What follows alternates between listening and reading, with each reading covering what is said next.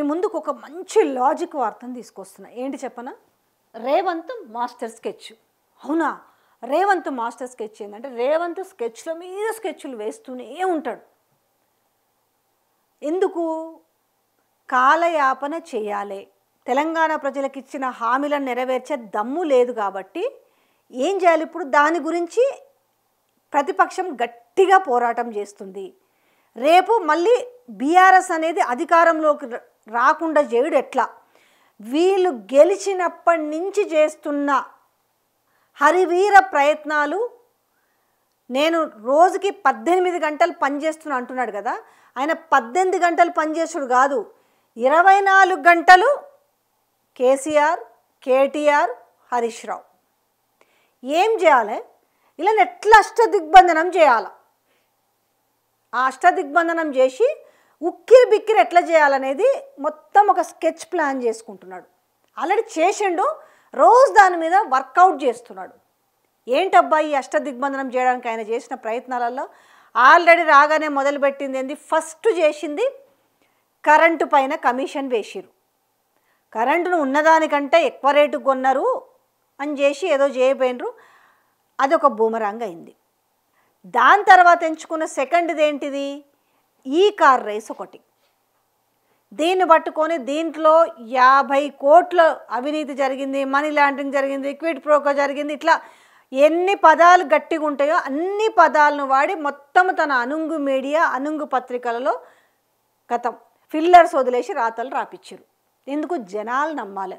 అవునా, కేటీఆర్ 50 కోట్ల డబ్బుని గోల్మాల్ చేసిండా అని చెప్పించడానికి కింద మీద పడి పొర్లి దొర్లిరు ఒక రకంగా. ఇంకా ఆ తర్వాత ఎంచుకున్నది ఏంది? Phone tapping case. ఈ ఫోన్ ట్యాపింగ్ కేసున జరిగినన్ని చర్చలు, జరిగినన్ని వార్తలు ఇంకా దేని మీద జరుగుండవు అనుకుంటా. అంటే ఎంత నీచపు రాతలు, ఎంత రోతపు మాటలు కూడా మాట్లాడిచ్చిర్రు. ఆ విషయంలో కొండా సురేఖ పైన హైకోర్టు క్రిమినల్ కేసు బుక్ చేయమని కూడా చెప్పింది. అంటే మనము మాట్లాడితే రేపు తెలంగాణ సమాజం దీన్ని హర్షిస్తుందన్న విషయాన్ని కూడా అసలు సోయి తప్పిపోయినరు. ఎపిసోడ్లు అంటే వాళ్ళు రాపిచ్చిన రోతపు రాతల గురించి మాట్లాడాలంటే మన నోరంతా కంపైపోతుంది అనేసి అవి గుర్తు చేస్తలేను. అయిపోయిందా? దాన్ని నడపాల్సినన్ని రోజులు నడిపారు, దాన్ని మళ్ళీ హోల్డ్ చేసి పెట్టుకున్నారు. ఇంకొకటి ఏంది? కాళేశ్వరం కమిషన్కి సంబంధించి. కాళేశ్వరం కమిషన్ అందుకున్నారు లోకల్ బాడీ ఎలక్షన్స్ కదా. ఖచ్చితంగా మీరు గమనించండి తెలంగాణ ప్రజలారా, ఖచ్చితంగా మీరు గమనించాలి. జరగబోతున్న ప్రమాదాన్ని మీరు గుర్తించాలి. ఏం చేసిర్రు? కమిషన్లో 660 పేజీల కమిషన్ నివేదికని 3-4 రోజుల ముందే మీడియాకి లీక్ అవుతుంది. అందులో 1-2 పేజీలు బయటకు వస్తాయి, స్క్రీన్ల మీద పెట్టి దాన్ని చేస్తారు. సీల్డ్ కవర్లో ఉన్నది క్యాబినెట్ సమావేశంలో పెట్టకుండానే, త్రిసభ్య కమిటీకి ఇవ్వకుండానే బయటికి లీక్ అవుతుంది. ఎట్లా లీక్ అవుతుంది అసలు? అది లీక్ అయింది. రేపు దాని మీద శాంటిటీ ఎట్లా ఉంటుందన్న మినిమం సోయి కూడా మర్చిపోయారు. ఏం చేసిరయ్యా? 660 పేజీల కమిషన్ని 60 పేజీలకు కంప్రెస్ చేసిరు. ఎట్లా చేసిరు కంప్రెస్? అది వాళ్ళకు 2 రోజులు 3 రోజుల టైం లేదు. 660 పేజీలని నిశితంగా పాయింట్ టు పాయింట్ చదివి అర్థం చేసుకొని ఆ నివేదికలోని సారాంశాలని బయట పెట్టాలి. అదే జరగలే. కంప్రెస్ చేసి ఏం చేసిరు? 60 పేజీలకు కుదించిరు. ఆ 60 పేజీలు ఎట్లా తిప్పేసారు తెలుసా? ఎట్లా చదివారంటే, అదేదో సినిమా వస్తుంది, రోబో సినిమా ఏమో ఉంటుంది రజనీకాంత్ది. రోబో కాబట్టి ఎన్ని పుస్తకాలు ఇట్లా తిరిగేస్తుంటాడు టొయ్ టొయ్ టొయ్ టొయ్ అని. సేమ్ వీళ్ళు కూడా 660 పేజీలు టక్క తిరిగేస్తూ కేసీఆర్ పేరు కనిపించిందా లాగేసేయండి పేజీ, హరీష్ రావు పేరు కనిపించింది లాగేసేయండి, ఈటల పేరు కనిపించింది లాగేసేయండి. ఓకే, ఈ 60 పేజీలను తీసుకొచ్చి 6 పేజీలది కూడా చదవాలి. మళ్ళీ నొక్కి ఒక్కాడించి, ఇది మేం సొంతంగా చెప్తుంది కాదు, గుమ్మడికాయలు దొంగ భుజాలు తరుముకున్నట్టు అంటారు కదా, ఇది ఘోష్ చెప్పిండు, ఇది ఘోష్ చెప్పింది, ఇది ఘోష్ చెప్పిందని ఆ ఘోష చెప్పి మొత్తానికి మీడియాలో జనరల్గా ప్రెస్ మీట్ అయిపోయిన తర్వాత కొంచెం ప్రశ్నలు అడుగుతారు కూర్చున్న జర్నలిస్టులు. ఈ 660 పేజీలల్లో 60 పేజీలే ఉన్నాయి, మరి 600 పేజీలు ఎక్కడ పోయింది? 600 పేజీల్లో ఎలాంటి మ్యాటర్ ఉంది? మరి ఆ మ్యాటర్ మాకేం చెప్పలేదేంది? ఎలాంటి గురించి ఏం చెప్పింది ఘోష్ నివేదిక? దాని తర్వాత మెగా కృష్ణారెడ్డికి సంబంధించి ఘోష్ నివేదిక ఏం చెప్పింది? దాన్ని రిపేర్ చేయమన్నదా, పడగొట్టమన్నదా, అసలు పనికిరాదని చెప్పిందా? మరి సుందిల్లా అన్నారం మంచిగానే ఉంది కదా, మేడిగడ్డలో ఒక పిల్లర్ కదా, ఒక బ్లాక్లో కదా, 8 బ్లాక్లలో ఒక బ్లాక్లో ఒక పిల్లర్ కుంగింది కదా, మరి వీటన్నిటికీ దీన్ని వదిలేస్తారా? రేపు రైతుల సంగతి ఏంది, నీళ్ళ సంగతి ఏంది? లేదు మీరు తుమ్మిడిహెట్టి కడతారా? తుమ్మిడిహెట్టి దగ్గర నీళ్లు ఉన్నాయని నిజంగానే సిడబ్ల్యూసి చెప్పిందా? ఇవన్నీ మీద మీద మీద ప్రశ్నలు అడుగుతారు కదా, దానికి సమాధానం చెప్పాలి. అర్థం కాకుండా ఇటు మంత్రులు ముఖ్యమంత్రి తుస్సుమని పోయిండ్రు. మామూలుగా అయితే రేవంత్ రెడ్డి ఎంతసేపు కూర్చుంటాడు? అసలు ఆయనది ప్రెస్ మీట్ కంటే లాస్ట్లో అడిగిన క్వశ్చన్సే వైరల్ అవుతుంటాయి. ఆయన వైరల్ అవ్వాలి, నిత్యంలో నేను బ్యాన్ రైటంలో ఉండాలి, నా వార్తే రావాలని ఆయన మాట్లాడుతుంటాడు. కానీ ఇక్కడ ఎక్కడ దొరికిపోతామో అని చెప్పేసి చల్లగా జారుకున్నారు. ఓకే, ఇట్లా ఇవన్నీ పెట్టుకొని ఇట్లా ఒక్కొక్కటి తెరపైకి తెస్తుంటాడు రేవంత్ రెడ్డి. అంటే ఇట్లా అష్టదిగ్బంధనం అనే స్కెచ్ని వేసుకున్నాడు.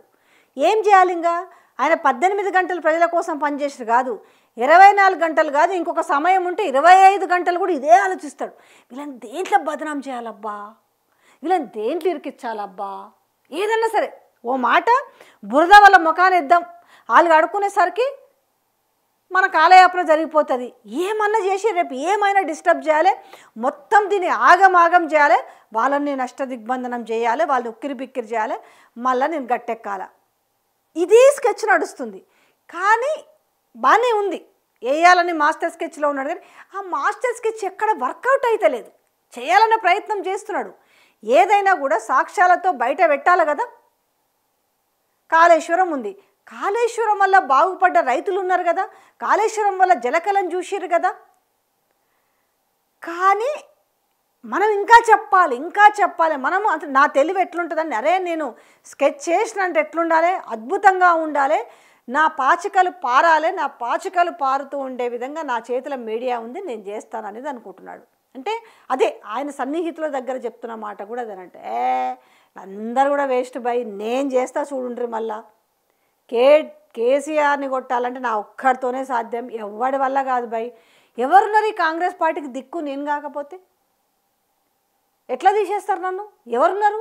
పైసలు పెట్టేటోళ్ళు, గింతగనం బూతులు మాట్లాడేటోళ్ళు, గింతగనం ధైర్యం చేసి మాట్లాడేటోళ్ళు ఎవరున్నారు? నేను తప్ప. ఎన్నేళ్ళు ఉన్నా నేనే కాంగ్రెస్ పార్టీకి దిక్కు అని చెప్పి తన సన్నిహితుల దగ్గర మాట్లాడుతున్నాడట. కానీ ఇక్కడ అర్థం కాని విషయం ఏంటంటే, కరెక్టే, మనిషికి కాన్ఫిడెంట్ ఉండడంలో తప్పు లేదు. కానీ ఇక్కడ ఏమవుతుందంటే, ఈ ఓవర్ కాన్ఫిడెన్సే మనిషిని దెబ్బ కొడుతుంది ఖచ్చితంగా. ఒకసారి పాచిక పారొచ్చు, పదే పాచికలు అయితే పారవు కదా. ఇక్కడ ఏమవుతుందనంటే, ఇంకా అసలు ముసురు ఎసరు ఎక్కడి నుంచి తయారైంది? కోమటిరెడ్డి రాజగోపాల్ రెడ్డి నుంచి తయారైంది. అరే నేను ఇక్కడ ఏదో మాస్టర్ స్కెచ్ చేస్తుంటే ఈయన ఇక్కడి నుంచి నా మీదనే ఎక్కుపెట్టిండు కదా, చూస్తా సంగతి చూస్తా అని చెప్పిండట. చూడాలి ఈ అష్టదిగ్బంధనంలో ఆయన చిక్కుకుంటాడా, లేకపోతే ఈయన మాస్టర్ స్కెచ్ ఏ రకం. ఆల్రెడీ బూమరాంగ్ అయింది, అవుతూనే ఉంది ప్రతిదీ కూడా.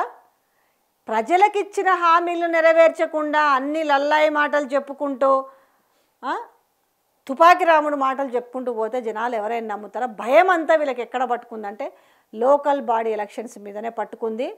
ప్రజలకు ఇప్పుడు ఇందాక 2500 రూపాయల గురించి కొట్టుకున్న చూడు కర్రలతోటి, రేపట్ల ఎవరిని కొట్టాలి తెలుసా మీరు? ఆ మాట చెప్పకూడదు. ఎందుకు చెప్తున్నానంటే, మిమ్మల్ని ఘోరంగా మోసం చేసిరు కాబట్టి అట్లా తరమండి, అవసరమైతే కర్రలు పెట్టి తరమండి. మీరు కొట్టుకొని ఎందుకు చచ్చిపోతారు చెప్పండి అనవసరంగా?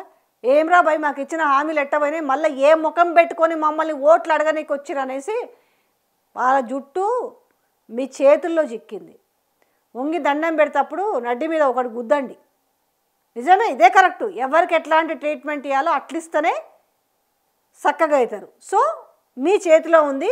ఆయన స్కెచ్లు ఏమీ కూడా వర్కౌట్ కావు. ఇది అసలు పరిస్థితి.